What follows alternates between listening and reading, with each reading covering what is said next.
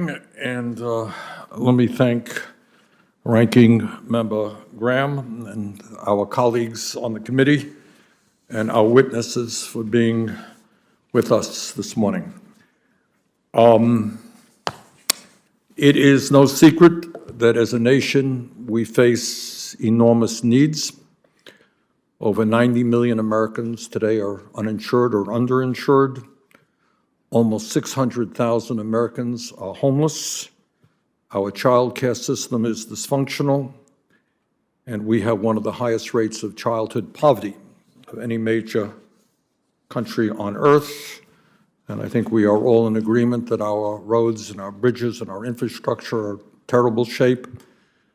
And in my view, we face the existential threat of addressing climate change, which could wreak havoc on our country and the world. In other words, there is an enormous amount of work that has to be done, and much of that work will be very expensive. For that reason, we as members of Congress have the responsibility to make sure that our taxpayer dollars are spent wisely and that they are spent cost-effectively.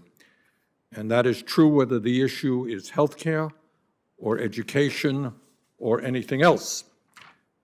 It is certainly true when it comes to the Department of Defense, an agency with a budget of $740 billion, by far the largest spending category in our discretionary budget, consuming more than half of all discretionary spending.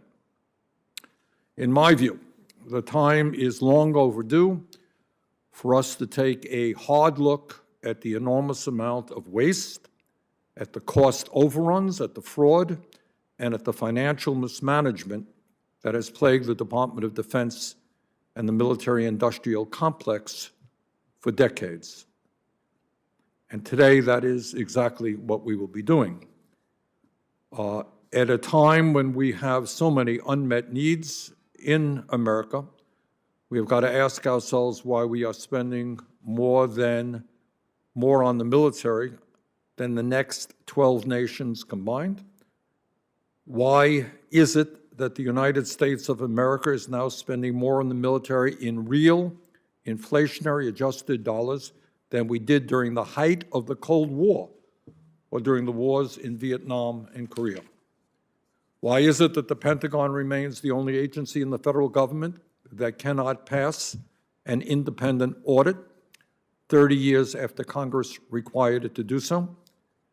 How does it happen that about half of the $740 billion annual defense budget goes not to our troops? Many people think that it does, but it doesn't, but to defense contractors, while virtually all of them have paid huge fines for misconduct and fraud while making massive profits on those contracts.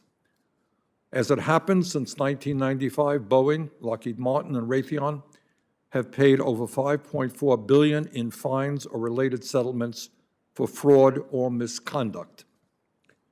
Further, I find it interesting that despite the fact that the lion's share of revenue for some of the defense contractors comes from the taxpayers of the United States, these same companies provide their CEOs and executives excessive and extremely large compensation packages.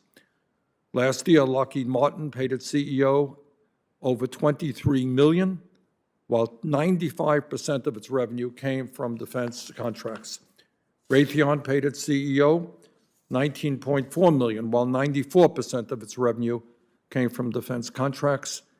Boeing paid its CEO $21 million, while 45% of its revenue came from defense contracts. In other words, these companies, for all intents and purposes, almost function as government agencies, the vast majority of their revenue coming from the public, and yet their CEOs make over 100 times more than the Secretary of Defense of the United States of America.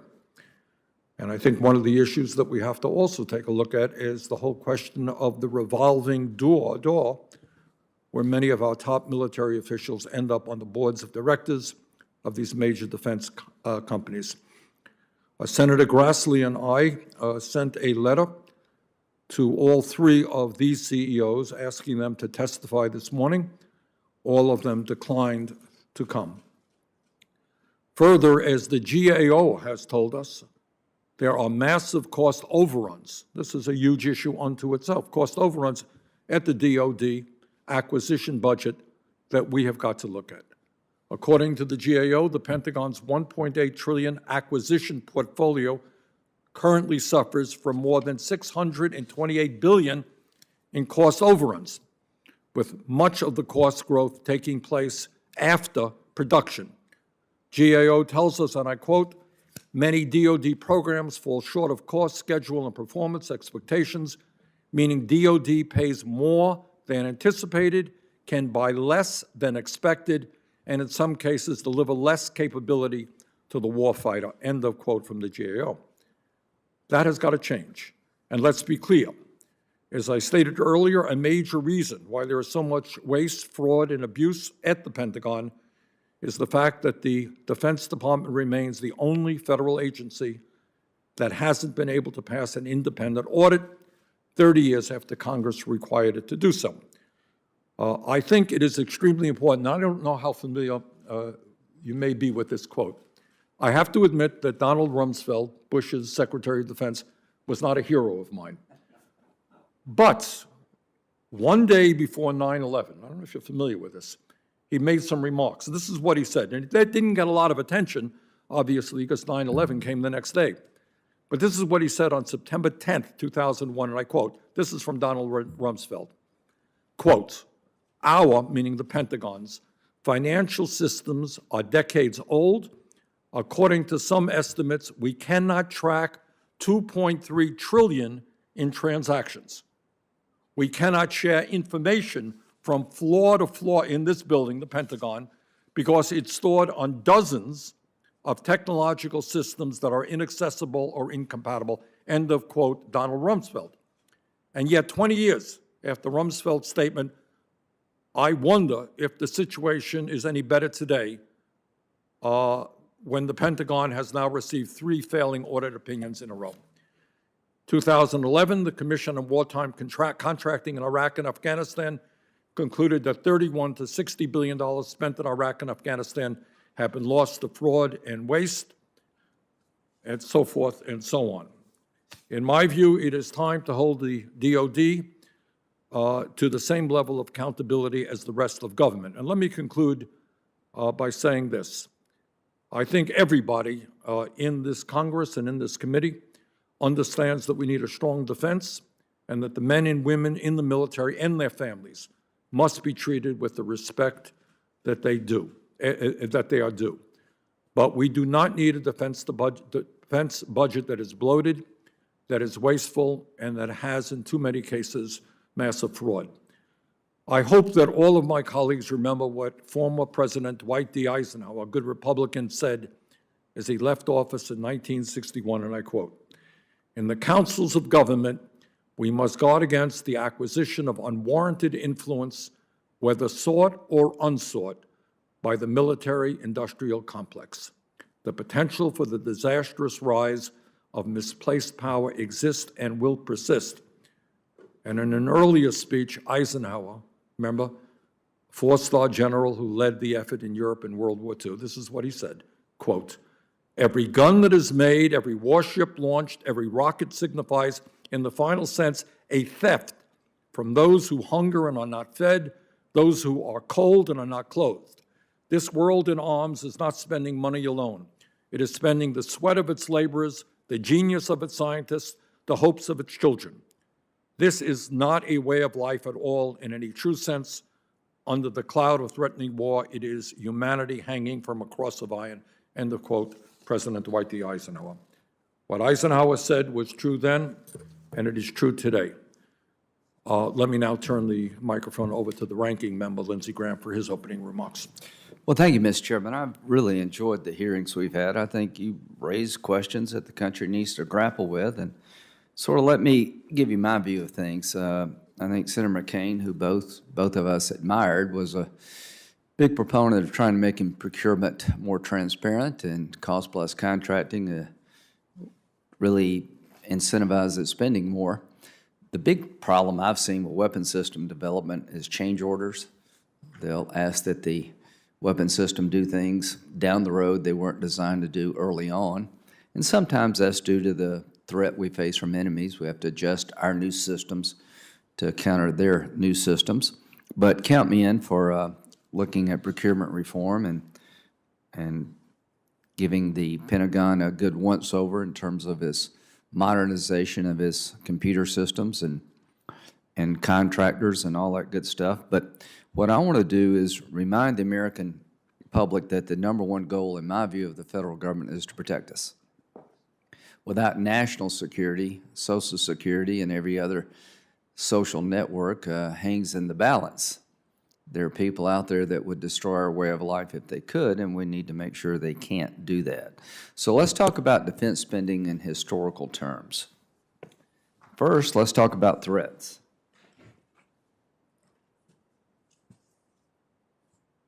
Now, this is since April. We've had Russian bombers test us since March of 2021 in Alaska at historic levels. We had 25 Chinese warplanes enter into Taiwan's defenses in April of 2021, a major escalation. There are 80,000 Russian troops massed on the Ukrainian border. There were 100,000. They say they've withdrawn. They've gone from 100 to 80. From Somalia to Mali, Nigeria, and Mozambique, ISIS in that part of the world is on the rise. We just had over 80 people killed at a school in Kabul because the radical Islamic terrorists are trying to destroy all the gains we've made for women in Afghanistan. North Korea just fired 2 short-range missiles for the first time in more than a year. The Chinese are trying to develop a deep-water blue navy. They're building aircraft carriers, and the Russians are on the prowl. And I fear ISIS and Al-Qaeda will come roaring back if we don't watch it. I haven't mentioned anything about the current conflict between the Palestinians and the Israelis. So this is a time of great peril. What should we be doing? We should have a defense budget that deters war, and if you enter into one, you win it. Let's go to the next chart. Last year, the Defense Department produced a 5-year spending plan to keep modernization and replenish the weapon systems that have been worn out since 9/11. Mr. Chairman, our military men and women have been deployed more since 9/11 than any time since World War II. We've flown the wings off the planes. Our equipment has been heavily utilized, and our people have been really borne the brunt of this war on terrorism and other conflicts. So they projected in the 5-year plan that we'd be spending $722 billion this year. The Biden budget is $715. My good friend Senator Sanders has an amendment to cut the defense budget by 10%, would put us at $660 billion, way below the projected defense needs according to the Pentagon over the next 5 years. Now, in terms of GDP spending,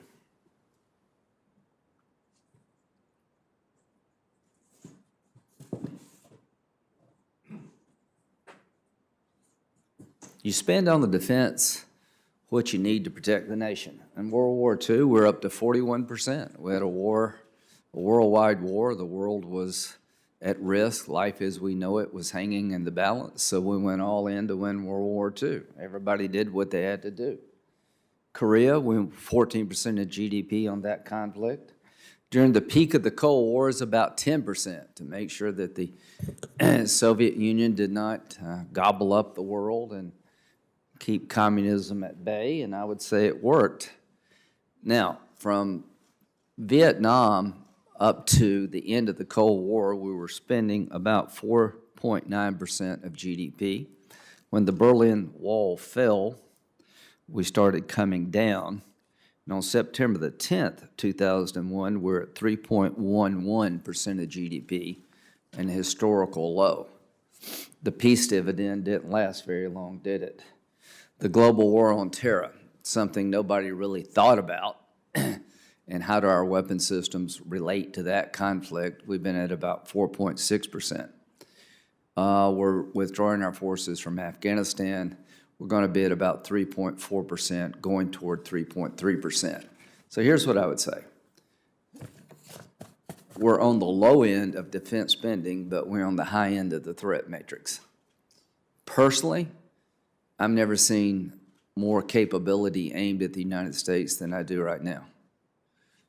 You see Iran getting stronger, not weaker, when it comes to their military misadventures. You see them enriching. Let's put that up. No, excuse me, the sequestration thing. Iran is enriching at 60%. I want to remind you that just a few years ago, we went through an event called sequestration, where we were going to take $1 trillion out of the defense budget as some budget deal as a punishment for not reaching a budget number. Sequestration, according to General Mattis, for all the headaches caused by the loss of our troops during these wars, no enemy in the field has done more to harm the readiness of our military than sequestration. Remember the good old days of sequestration? They were horrible days. We're having to cannibalize weapon systems to keep them going. It was a nightmare for the Pentagon. I asked Secretary Panetta, a Democrat, who's a fine man, if we enact sequestration, would be shooting ourselves in the foot. He said, we'd be shooting ourselves in the head. Sequestration was an effort to just blindly cut $1 trillion from the Pentagon, and it made us less capable at a time we needed more capability. So to those who are watching today, half the money we spend virtually is on personnel costs. $50 billion in the Pentagon goes to healthcare costs. I think Senator Sanders is right to be asking the Pentagon to be more accountable and transparent, but I think it is a very dangerous idea to suggest that our defense footprint, given the threats we face, needs to be changed in terms of less. I think it needs to be more in terms of capability to deal with the multiple threats we face, but that more should be wisely spent. So this is a great debate we've been having for a long time, but the facts are the facts. Given the world we face, we're on the low end of spending at a time when our enemies are on the high end of misadventure in spending.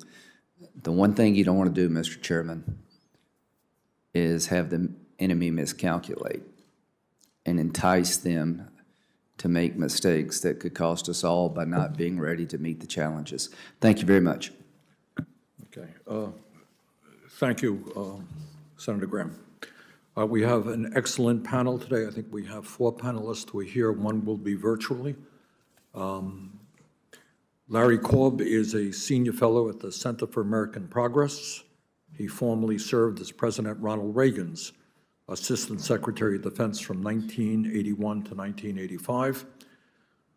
Bill Hartung is the Director of the Arms and Security Program at the Center for International Policy. He is the author of a number of books. Mandy Smithberger is the Director of the Center for Defense Information at the Project on Government Oversight. She has previously worked in the House of Representatives and served as an analyst at the Defense Intelligence Agency and the U.S. Central Command. Roger Zakheim is the Washington Director of the Ronald Reagan Presidential Foundation and Institute. He previously served as General Counsel and Deputy Staff Director at the House Armed Services Committee, as well as Deputy Assistant Secretary for President George W. Bush.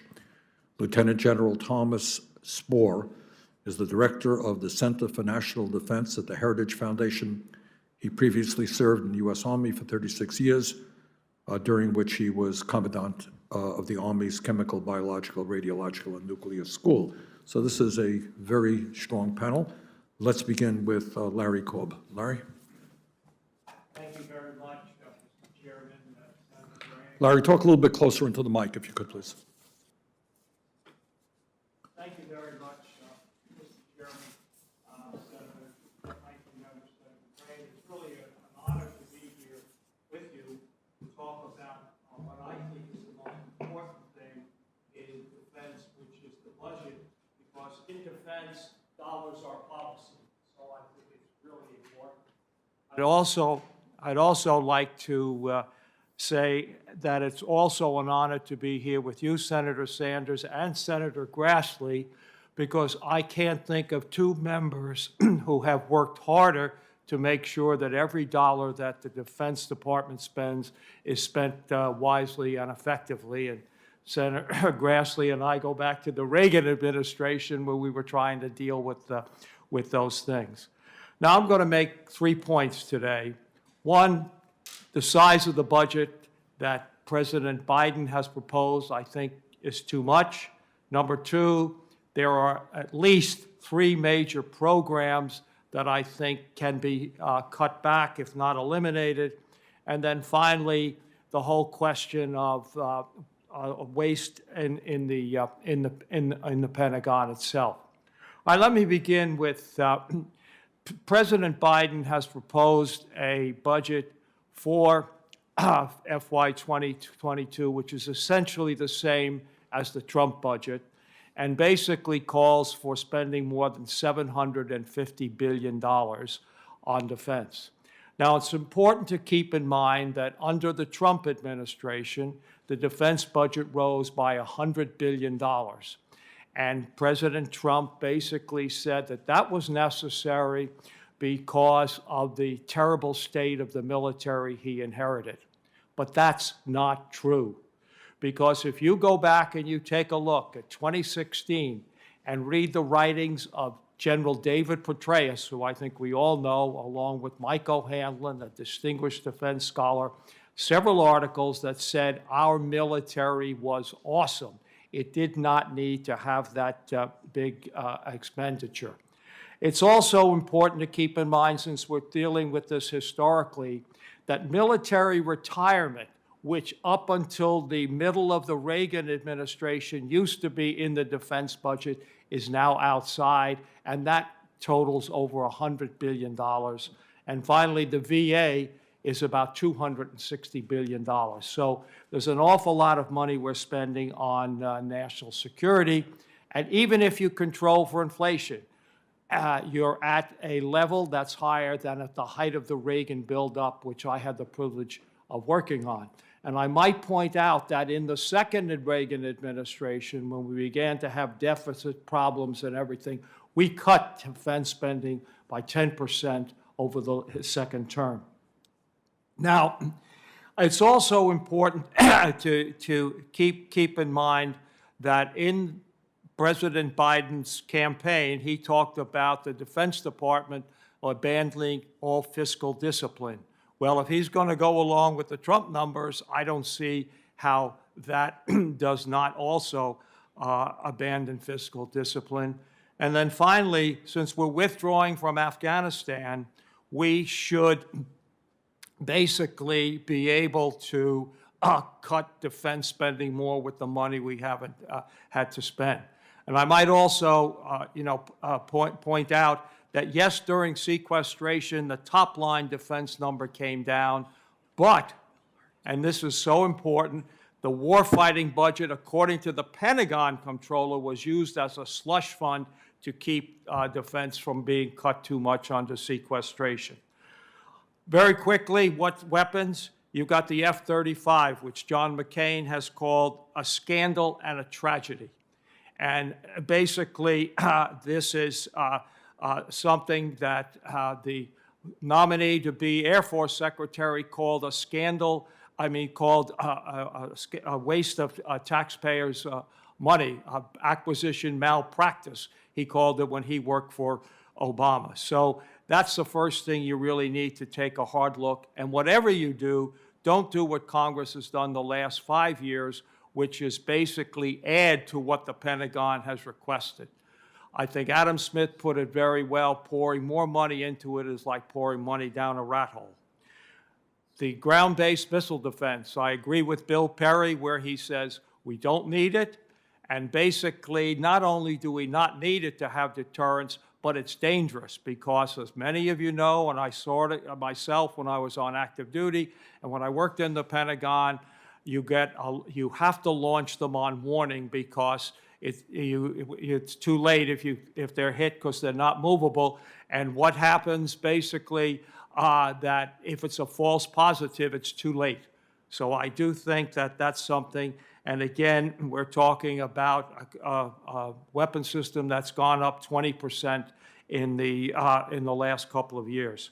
And then large aircraft carriers. The Ford aircraft carrier, the first one came in twice the cost of the last Nimitz. And not only, and again, I'll quote Senator McCain, the era of the big carrier is over. So if you want to build them, you ought to build small ones.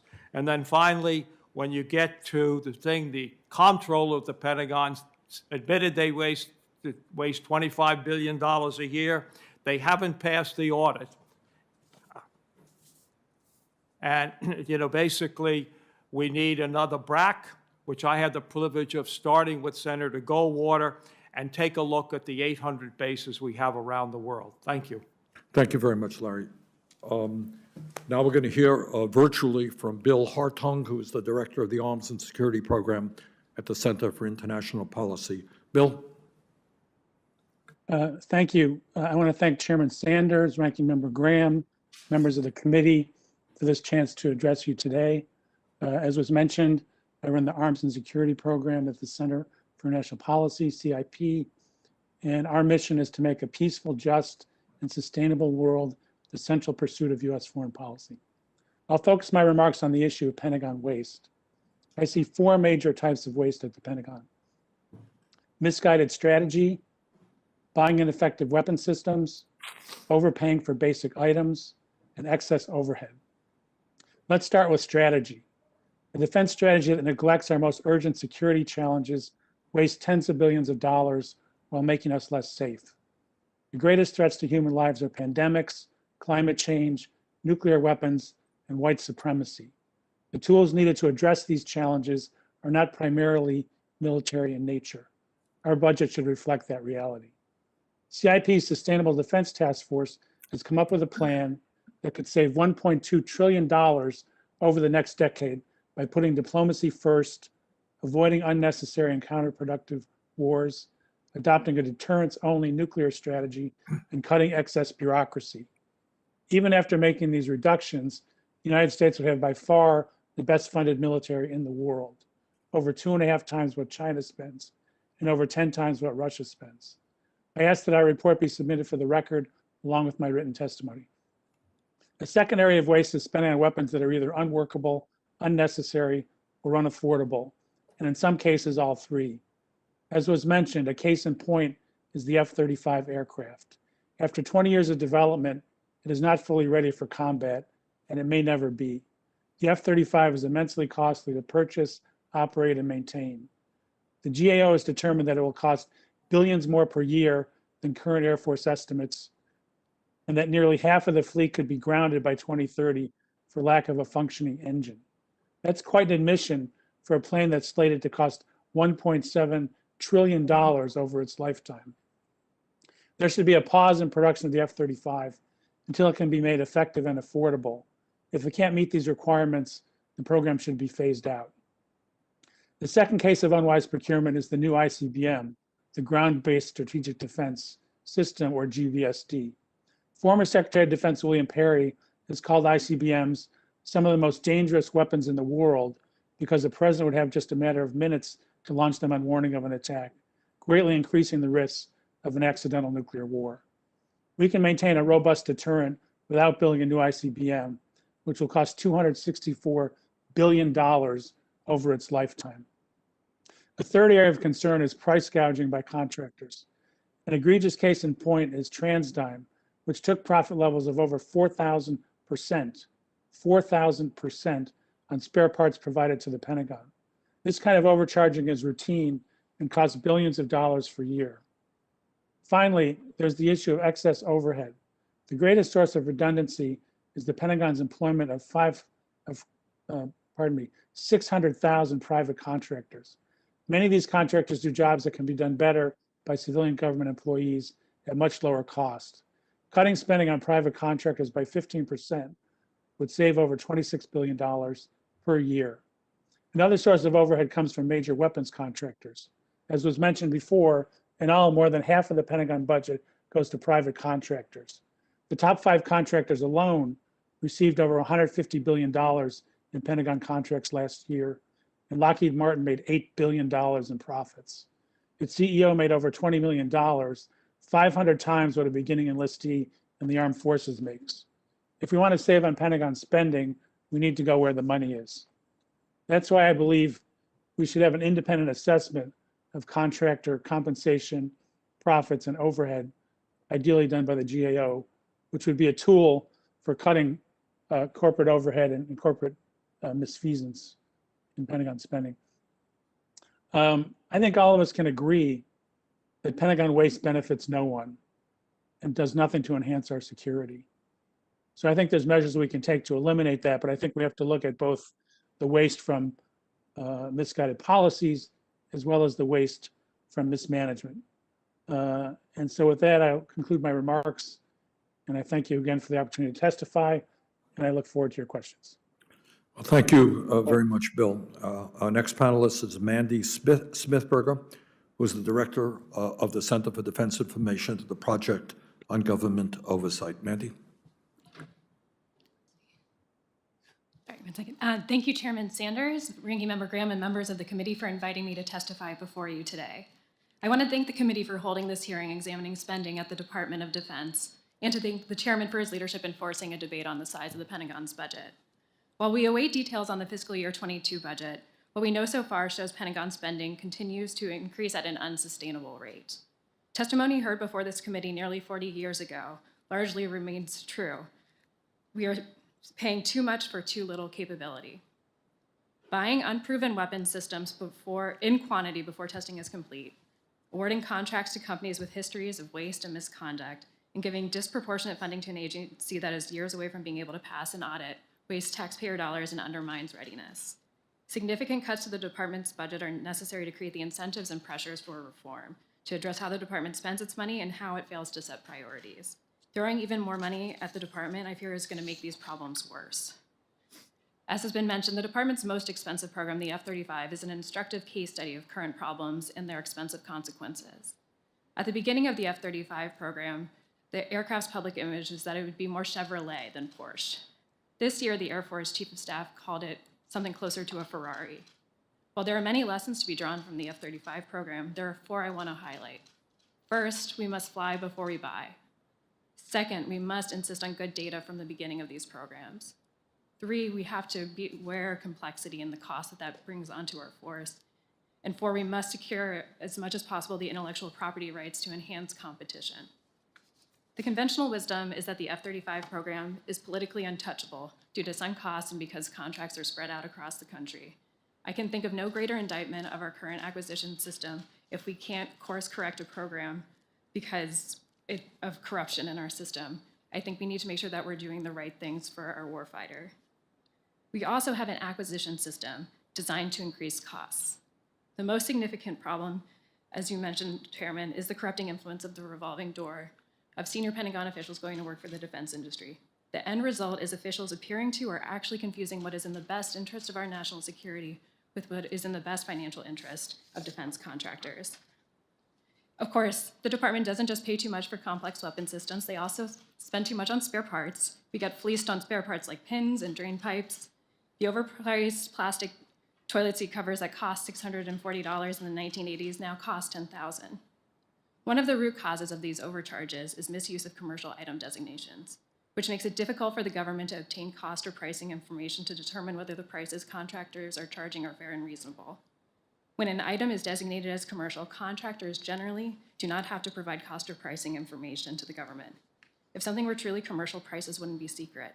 Reforming the definition of commercial item, as the Obama administration previously proposed, is an overdue reform to reduce overpayments and waste. As Mr. Hartung mentioned, another opportunity for savings is service contracting. Last year, the department spent $200 billion on service contracts. POGO has found that service contractors can cost nearly 3 times more than civilian employees. Both the Defense Business Board and the Pentagon's own cost estimating shop have identified this as a key opportunity for savings. Looking for those savings and improving data on that spending will go a long way to helping the department.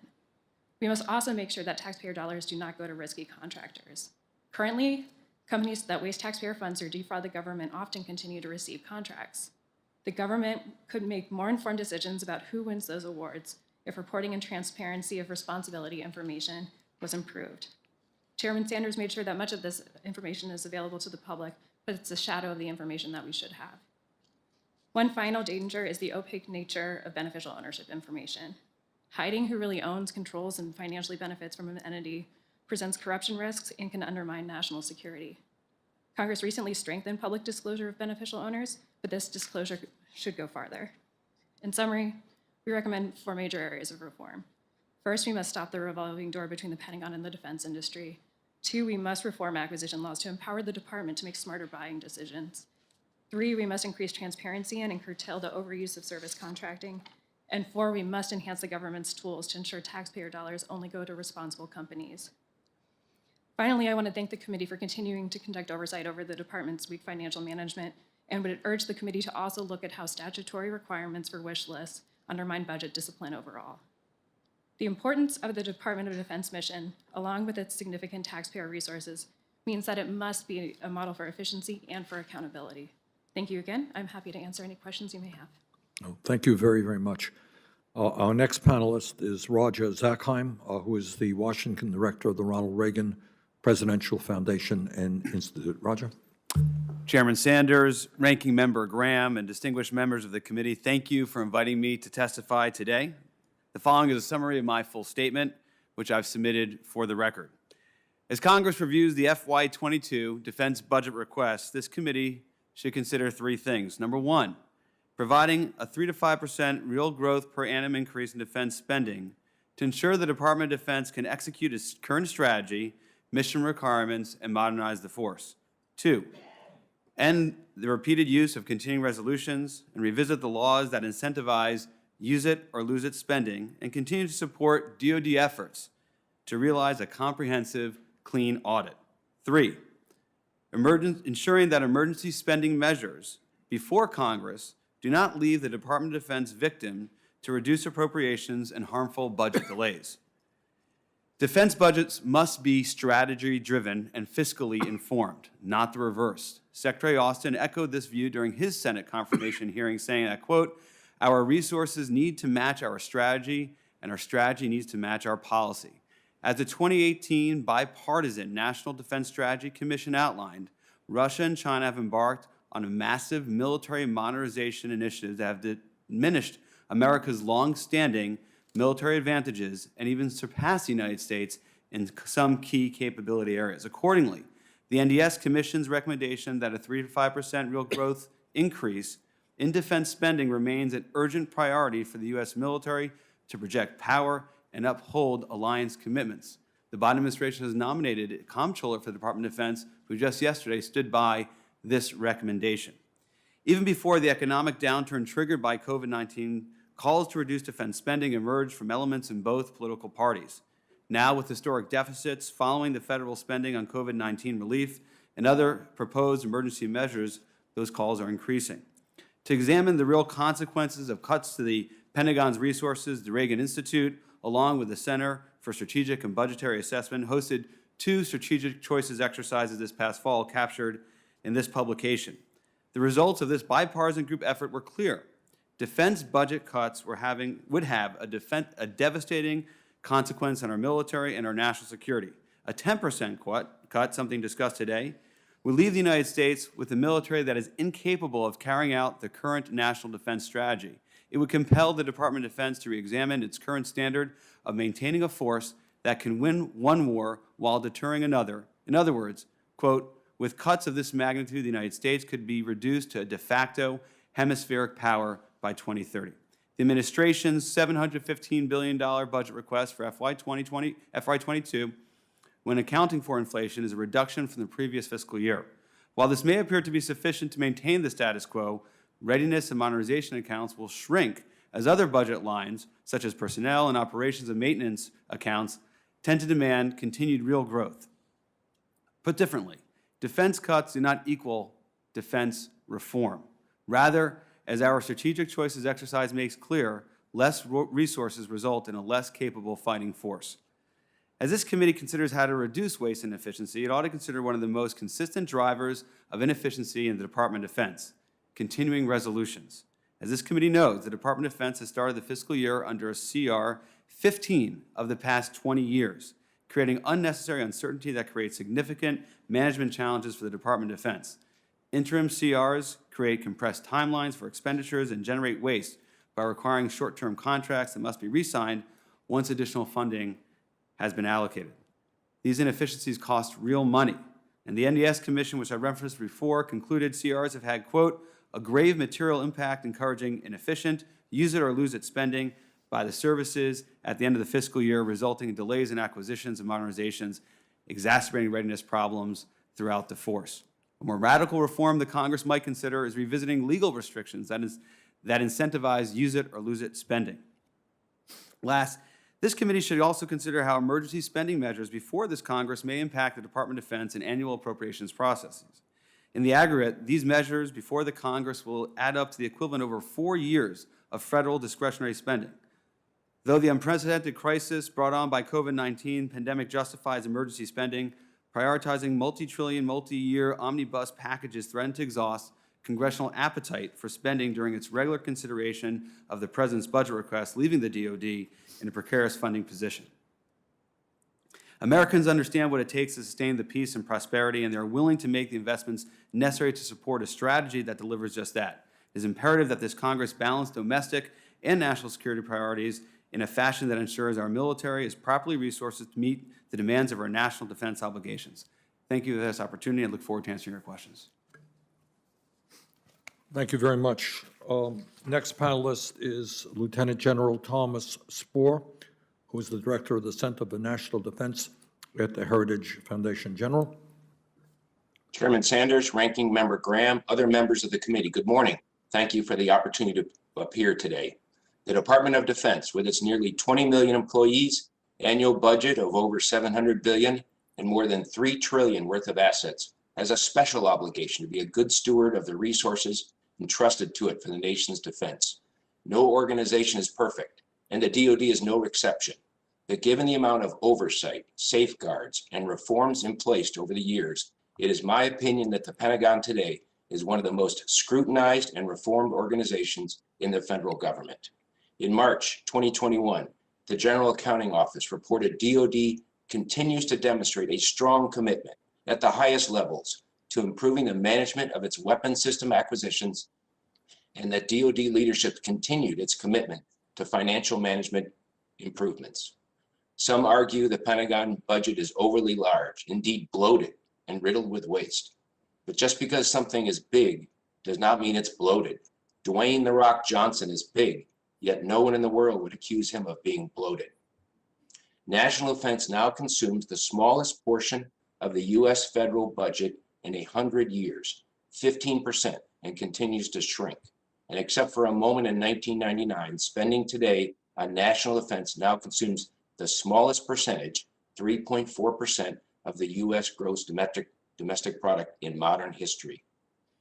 Critics will use the statement DoD's funding is bigger than the next 10 military nations' budgets combined as grounds to argue that the budget is overly large and unnecessary.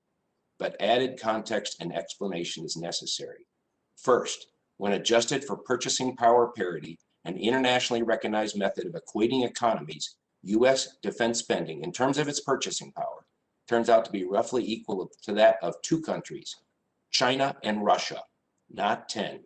The second overlooked element is that the U.S., for better or worse, is a global power with worldwide defense commitments to NATO, Japan, South Korea, Israel, Australia, New Zealand, sea lanes, and other areas.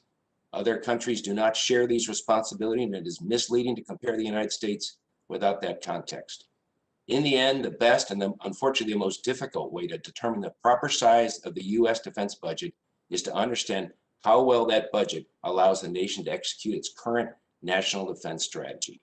I'd like to turn to the Pentagon's reform efforts. No other federal department has undergone the number of reforms and efficiency drives that the Pentagon has in the last 5 years. Working in many cases at the direction of Congress, the DoD converted its defined benefit retirement plan to a hybrid defined contribution plan, cut headquarters sizes by 20%, completely reorganized the delivery of its health care, and produced a new acquisition framework to acquire capabilities. Pentagon efficiency efforts such as the defense-wide review or the famous night court reviewed in the Army saved billions of dollars. Finally, let me now turn to the DoD financial audit. Some point to the Pentagon's inability to pass an audit as evidence that the Pentagon is unworthy of its funding.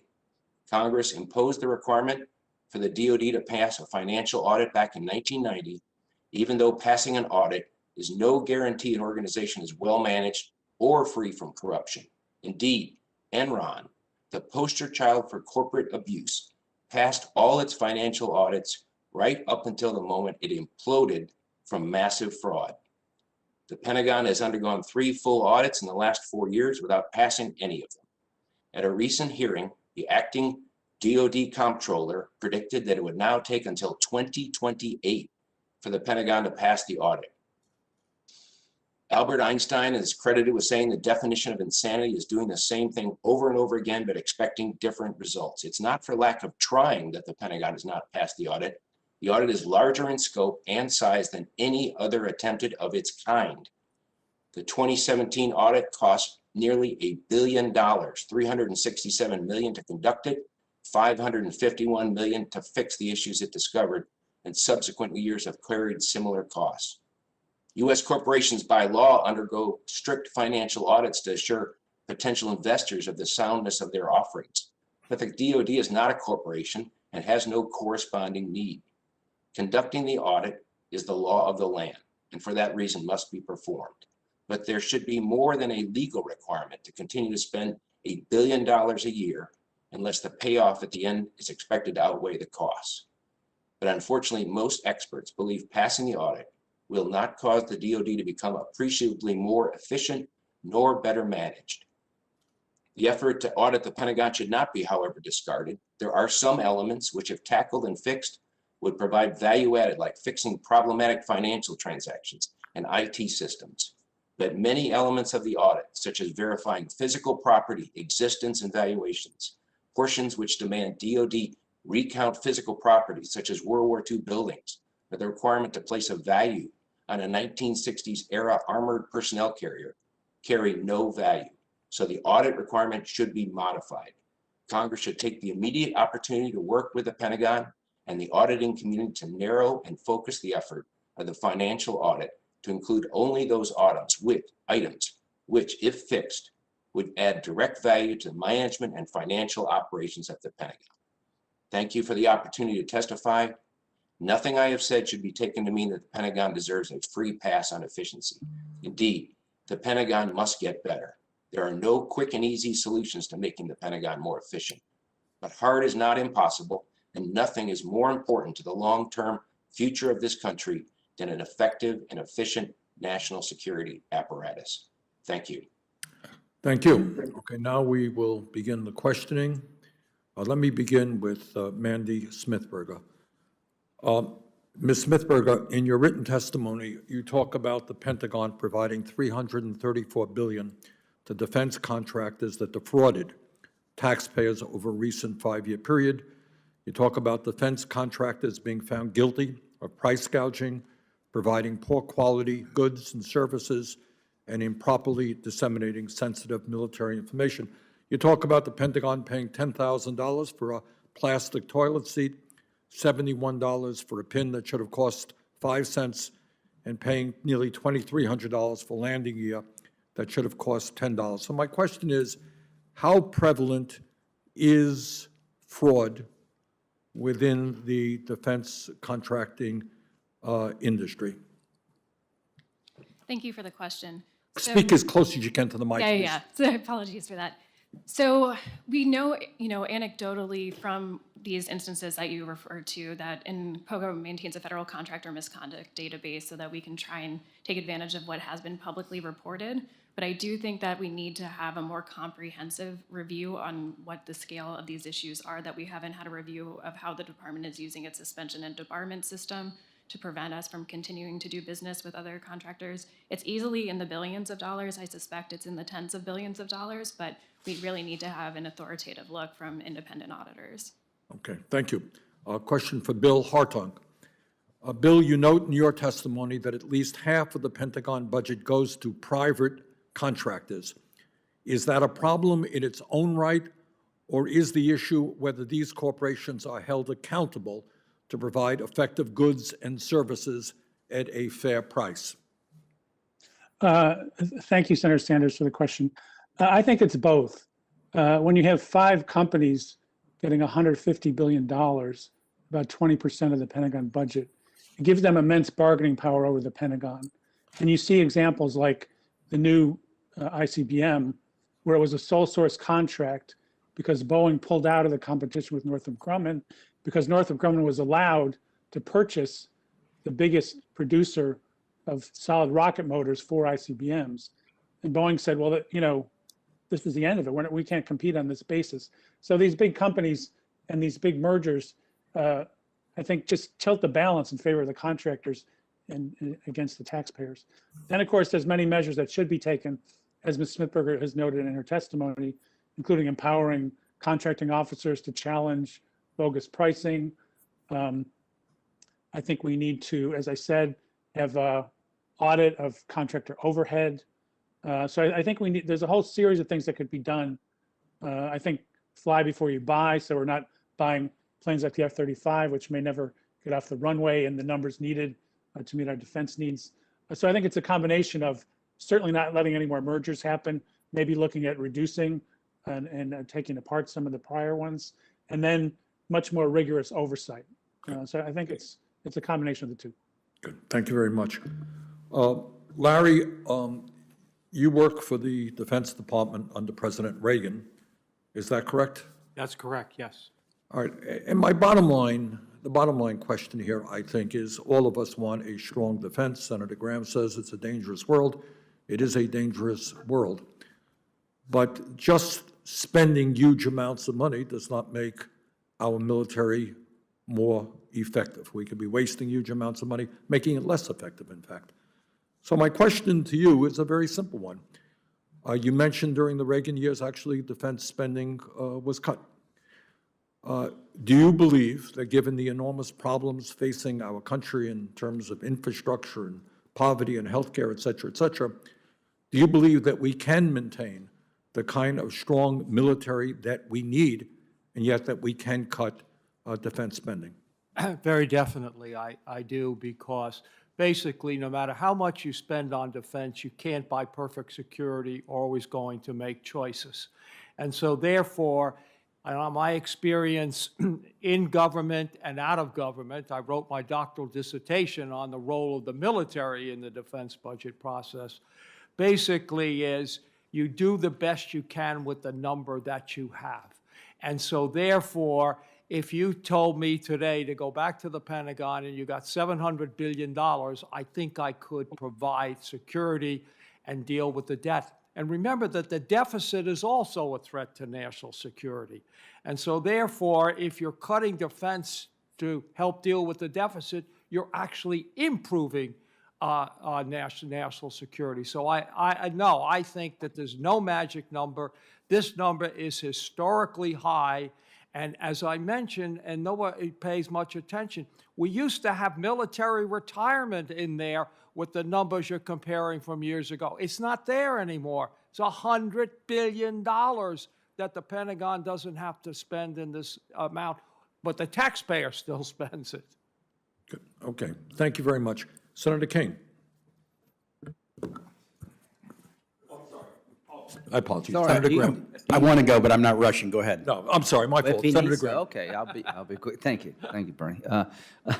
General Sport, are you available? Yes, sir. You said in your testimony, I believe, that we're about at 3.4% of GDP on defense spending, and that's the lowest in modern history except for 1999. Is that correct? Yes, Senator. Okay. So when people say that we're spending more on defense, the truth of the matter is, in terms of GDP over the arc of time, we're the second lowest level in modern history. Is that correct? It is, Senator. Yes. Mr. Zakheim, do you agree with that? Yes, Senator. Okay, now let's compare that to the Russian, Chinese defense budgets. In what direction are they headed? Mr. Zakheim? Senator, both China and Russia are significantly increasing their defense spending. Okay. How many of you remember sequestration? Everybody? Mr. Korb, is that correct, sir? That's correct, sir. I think you mentioned General Petraeus. I got a quote here. This is in September 2016. "It is also time to end the perennial threats of sequestration and place the Pentagon's budget on a general upwards path in real terms," September 2016. But the statement that I'd like to run by you, Secretary of Defense said, "For all the heartache caused by the loss of our troops during these wars, no enemy in the field has done more to harm the readiness of our military than sequestration." Do you agree with that statement? No, I don't. Okay. Because as I mentioned, you had a slush fund. For example, we paid in the warfighting budget. Why would he 13 say, why defense- would he say that? Why do you think he would say that? Well, I think that it could have if you didn't use the warfighting budget as a slush fund. Ms. Corb, here's what I would say. I lived through sequestration like Senator Kane. It was great. It was devastating. Our readiness was affected. Our modernization program was robbed.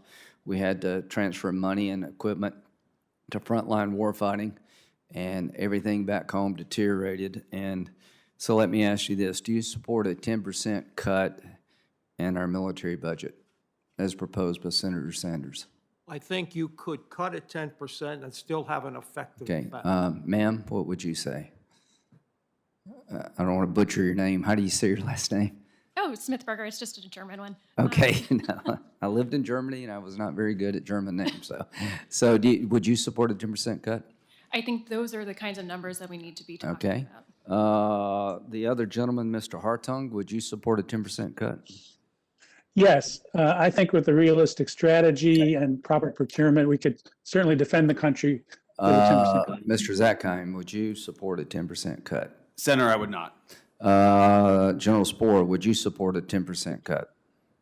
Senator, a 10% cut to the military today would not allow us to execute the national defense strategy, nor allow us to counter the efforts of China. So Now, no. let me just give you my 2 cents worth. I think if we cut our budget 10% militarily, our allies would freak out. NATO without the United States is not a whole lot. We appreciate all their contributions, but we saw that in Libya. So we are an indispensable partner in keeping the world stable. I just can't not imagine the ripple effect throughout the world if America chose to go below where we are today in terms of emboldening our enemies. Mr. Zakheim, what threat does Iran present to the region and to the world, in your view? Senator, Iran presents a threat to freedom across the world. It threatens our Do you closest believe if they allies. had a nuclear weapon, they would use it? Senator, a threat is a combination of intent and capability. The mullahs in Iran have demonstrated that they intend to bully, and with that capability, they would use it in lots of different. Do you agree with that, General Spohr? I do, sir. They just lobbed 10 ballistic missiles against U.S. forces in Iraq. Why would they stop at a nuclear weapon? So pivoting to Asia is a great aspiration. But let me tell you right now, to any administration, that if you don't understand the threats coming from the Mideast to our national security and that of our allies, you're making a very dangerous mistake. And it is right to want to challenge China because they're getting more robust. So the idea of pivoting from one threat area to another is not an option. You have to deal with all the threats. And I can't think of a worse time in modern American history to be reducing our defense capability than right now. Thank you. And now, Senator Kane. Thank you, Mr. Chair, and thank you for calling this hearing. It's an important matter for not just the Armed Services Committee to dig into, but the Budget Committee as well. I have followed the historic data about defense spending as a percentage of GDP and other spending categories. We've often talked about that in the committee. Most of our spending categories as a percentage of GDP are going down. Non-defense discretionary is going down. Defense spending is going down. Pension and health-related items are going up. interest as a percentage of GDP is going up. And the thing that's really going up fast is tax expenditures. Tax collection as a percentage of GDP has been dropping, but the tax expenditures have been dramatically going up. And so I put it in that background. Even though defense spending as a percentage of GDP is going down, we ought to get rid of waste, fraud, and abuse. We should. How do you determine that, and how do you do it is the issue. First, you ought to match what you're doing against the threat to the nation's security. So what I'd like to ask our 5 witnesses to do, and I'll go the 3 in person, starting with Dr. Korb and then come to our 2 online, is on a scale of 1 to 10, 1 being we shouldn't be worried at all, 10 being we should be very worried, give me your 1 to 10 rankings of how worried we should be about Russia and China on a 1 to 10 scale. I would say no more than a 5. This is not the second coming of the Cold War. And you would say no more than 5 for either Russia or China? I would say no more than 5 for China, and Russia maybe a 2. Okay. And if you want to, you can say you have no opinion about this question, but I just want to now move to Ms. Smithberger. Thank you for the question. I would say a 6, but I think it's important that we look at what's happening when we have such a large level of spending and whether we're actually spending money on combating those threats in an effective way. And when you say 6, you would say for both Russia and China? Yes. Mr. Zackheim. Senator, I put China ahead of Russia. I don't want to make them 10 feet tall, but they're approaching that. So I give them an 8 and then put Russia behind it. The distinction I'd make and ask you to consider is that Russia's adventurism is a real near-term threat, whereas China is a problem today and a bigger problem tomorrow. Now, if I could go to Dr. Hartung and General Spohr. Yes, I would probably rank China at a 4 and Russia at a 2. We're more capable than China on virtually every major military, capability. We spend 3 times as much. We have a more capable Navy. We have 13 times as many nuclear warheads. I got you. If I could, I want to move to another question, but I want to hear General Spohr's answer. Sure, thank you. Sir, I would give China a 9. We have never seen an adversary like theirs, and they are on a trajectory. They are growing their defense budget this year by 6.8%. I would give Russia a 7. Thank you. Thank you for that. I do think it's important to match spending to threat levels. Here's the next point I want to make. If we're going to make cuts, and we should always analyze whether we shouldn't make them non-strategically. Give you a couple of examples. A few years ago, there was a big battle in the Armed Services Committee, and over my objection, a decision was made to do across-the-board cuts to headquarters. Not strategic cuts, just we imposed a percentage cut on headquarters. 33% of the Pentagon personnel that were overseeing military housing were laid off. And then 3 years later, we had a massive problem about nobody was overseeing military housing. We have in the last few years reduced significantly Pentagon staff that oversee MILCON construction projects. We know of overspending on weapon systems platforms, but if you looked at the MILCON budget for like 2017 and you looked at projects and you said, what percentage of these came in on time and on budget? The answer is, who knows? We don't have anybody there to do the analysis of this. So if we're going to make cuts, we should really try to find what's fraudulent, what's abusive, what's wasteful. The across-the-board stuff, you end up hurting yourself, and then it comes back to bite you later. And then the last thing I'd like to say in my last 30 seconds on this is I think it was you, Ms. Smithberger, who may have said something about inadequate testing. This is a huge problem with the Pentagon. On weapons systems, on construction projects, we don't set up the toll booths earlier enough and then test to see whether it's working before we just blow through them. And then the problems turn into massive problems that can be solved much earlier. We had testimony recently in an Armed Services Committee hearing from the Office of Testing and Evaluation at the Pentagon within the last 2 weeks, and they said every weapon system that they tested in 2020 flunked I guess it's vulnerable to a cyber attack. And that was because enough work wasn't done up front on the engineering and research and early testing to protect. And so I think there's significant ways that we can cut abuse or waste or inefficiency But we may have to invest some dollars early in things like testing or the personnel to oversee construction or acquisitions if we're going to do it in a smart way rather than in an across-the-board way that could hurt us. Thank you, Mr. Chair. Thank you, Senator. Senator Grassley. Thank you, Mr. Chairman, and the witnesses for this hearing on a very important issue. It's so important, I'd like to hear from the Defense Secretary to come and testify as well. Every year when a new defense authorization or funding bill is due, military leaders and my colleagues claim additional funding is crucial to countering our enemies and protecting our interests abroad. National defense is the #1 priority of our government, and Congress is often reluctant to deny money that military leaders say are greatly needed. However, Congress and the Pentagon need to reach an understanding that fiscal accountability and military readiness are not mutually exclusive. Earning a clean audit opinion would strengthen military readiness and boost support for increases to defense spending with both Congress as well as the taxpayer. It's crucial for our national defense that the Department of Defense can fully account for its spending.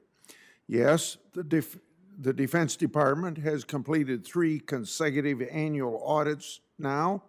There are some signs of progress. However, the goalposts continue to shift, and we're told maybe, just maybe, we'll have a clean opinion 7 years from now, nearly 40 years after Congress first passed the law requiring clean audit.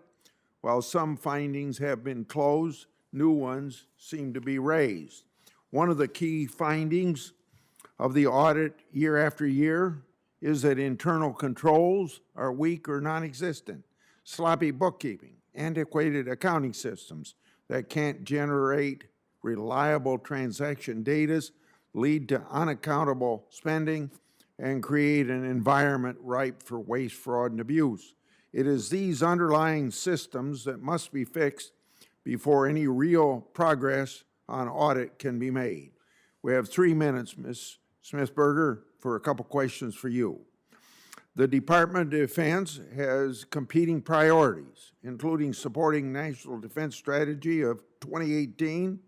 Audit remediation efforts are expensive.